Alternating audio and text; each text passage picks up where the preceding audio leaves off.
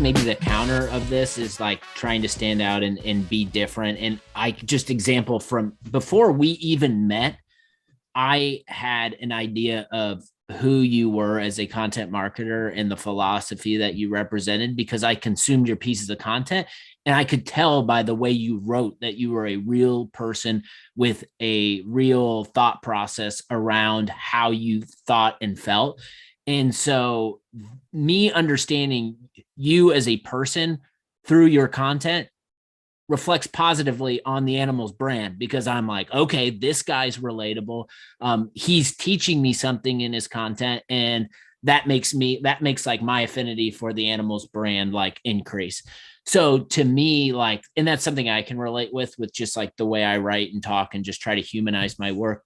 So like playing different, to me, the opportunity to stand out maybe is to create content like you're creating content at Animalz, but maybe just like talk a little bit about that because I know it can be a challenge when SEO is like that main driver and we need to get more results. We need to do these things. But I think the opportunity when we're writing and maybe doing things a little different, more personalized, there's a opportunity to kind of reach maybe less, but more of the right type of people. Yeah, I love that.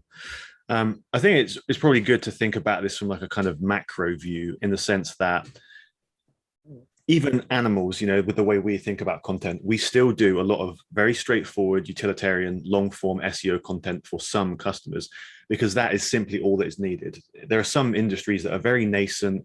They don't have much in the way of like established SEO practices.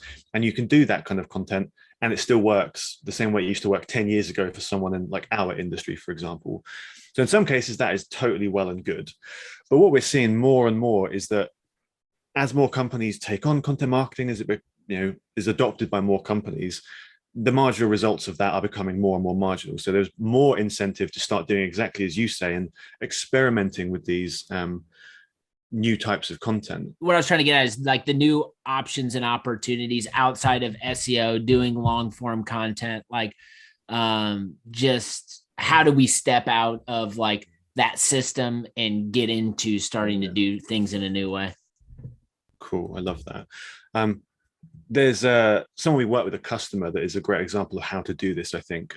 So Joey Chan at 360 Learning. And they're a company that they're an edtech company that is now very well regarded for having loads of really creative types of content marketing. They have a docu-series where they filmed the process of hiring and onboarding Joey herself and used that as content marketing. They've got a podcast, they do loads of research reports. And the way in which she got, the trust from her CEO and the money to do that was she basically said she sorted out her pipeline metrics first. That was the thing she did as like the first thing when she joined the company. So if you can prove that you can do a good job with SEO and you can get some level of traffic, some level of revenue coming in from the foundational stuff, I think you can then parlay that success into slightly riskier experiments, new content formats, and that kind of thing. Because at Animalz, we were very lucky in the sense that we got almost all of our first few customers from word of mouth, and we actually existed as a company for a long time without any marketing. So there was very little risk for us. We already had a pipeline, so we could do this riskier content. But a lot of companies, if they don't have that, I think you need to get that foundation started, generate some revenue from the utilitarian bulk standard content, and then use that trust to work up to stuff that's a little bit more interesting.